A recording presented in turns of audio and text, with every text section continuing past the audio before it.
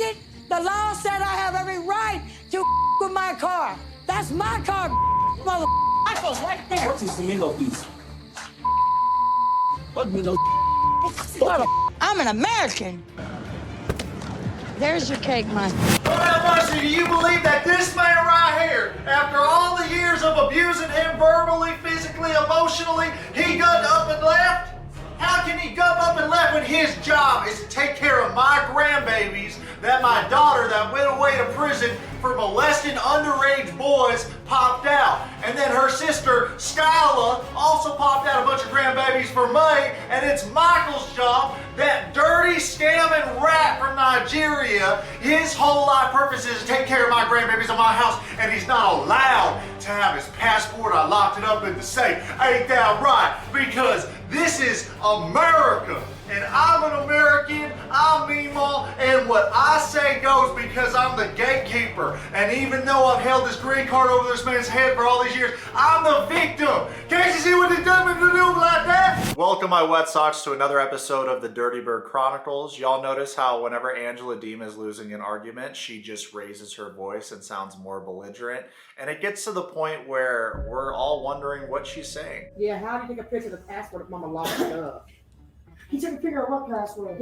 His passport. You locked it up. Oh, and ripped it to And you got it right there where he left it. Michael, your passport is your property. No, it is not legal for anyone to take your property and not return it. You may want to call up your police department and make a report of stolen property if she does not return it. While this was happening, we would probably advise Michael to call up his local police station and report the stolen items. However, the situation has progressed way farther than that. Michael said, "Oh, Angela's out of the house and the door's not locked. Bye, bitch." And what a double standard this is, because we all know that if Michael was a woman and Angela was a man, they would have been fired from the network years ago. According to Google, 1 in 6 to 7 men and 1 in 4 women will be a victim of domestic abuse in their lifetime. Of domestic abuse crimes recorded by the police, 25% were committed against men. For the network, let's call it what it is, gross negligence. And here's the thing, we can start all the petitions we want. Unless Angela is caught saying the N-word off camera, she's probably not going to be fired, because that's how baby girl Lisa was fired, that's how Alina was fired. Yet Angela can abuse her man both on and off camera for years, and Mary can lie about having colon cancer, and neither one are fired. I Googled it, and Mary and Brandon still haven't been fired from the network. That was a rumor and speculation. Hey, y'all remember when Angela posted publicly, once you go black, you never go back, but once you go yellow, you never do another fellow, with a black guy on one arm and an Asian dude on the other? So Alina got fired for saying the N-word on Facebook posts, yet she could post shit like this. And look at how unethical this is. This resurfaced. This was a Facebook post from 2014, and this girl got canceled and fired by the network for this because of the negative press. Yet Angela's was recent after being on the show. And I'm sure y'all recognize the guy on the left. It's that doctor that did her surgery that she flirted with, even though she was married to Michael. Let's just add that to the list of loaded things that happened to this man. And you know what the real tilting part is about the situation? Does it make headline news? Are there so many people writing articles about it? Of course. However, it deters people from watching your show. There are so many people that don't watch 90 Day Fiancé anymore because of Angela. So you're losing customers because no one finds it enjoyable to watch a woman abuse a man. She gets away with it because she's built like a fridge and she has a pussy. I got a Reddit thread that we're gonna read together as a family, and then we're gonna get into the bread and butter of this video. But I'll tell you what, you Redditors have been working overtime. The title reads, "Any YouTubers and Angela supporters are just as trashy as her and supporters of a well-known abuser at this point." I agree with that. There were so many orange red flags even before she straight up abused him on television. 1. Raised a pedophile. 2. Has a DUI. 3. Filmed a TikTok holding her phone in her hand while driving on the highway. 4. Allegedly provided her house as well as booze to her pedophile daughter and knew about the abuse. 5. Disrespected Michael in front of his family. 6. Kept screaming at Michael and calling him some vile names. Seriously, when she slammed a cake in his face out of anger, she should have been dropped from the show instantly. But the last straw, which paints her out as an abuser beyond any possible shadow of a doubt, is when she showed up to Michael's house, trashed his car, and screamed for him to come out. She is physically and financially abusive. Imagine if the roles were reversed and Angela was a man and Michael was a woman. What Domingo? I'm pretty sure she'd be arrested by now.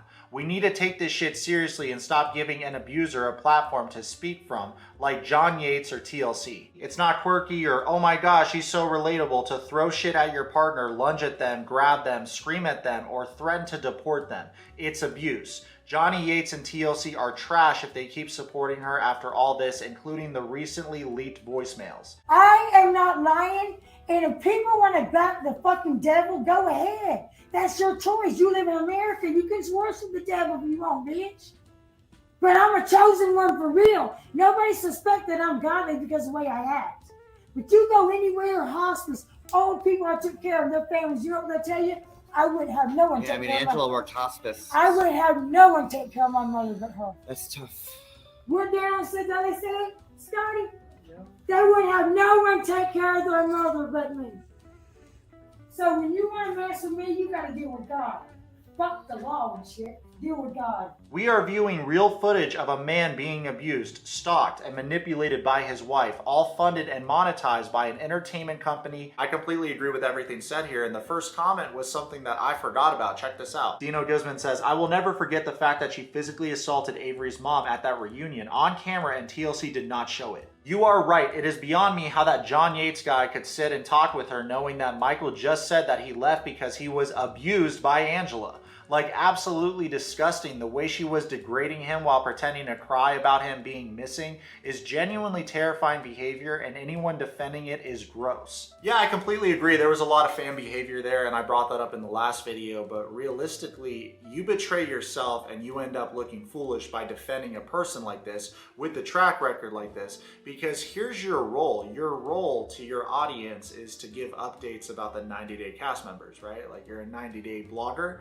So right away, you betrayed the people that built you up and helped you obtain this career by watching your videos or the content that you put out, because you become biased. Because you're too busy trying to get the breadcrumbs. I have the exclusive scoop. Check it out, guys. I'm friends with Angela Deem. Aren't I cool? I'm friends with the 90-Day Fiancé cast member. Right? It's so cringe, and it's no different than Angela, because there are so many fans I've seen that have said things like, Angela's such a nice person.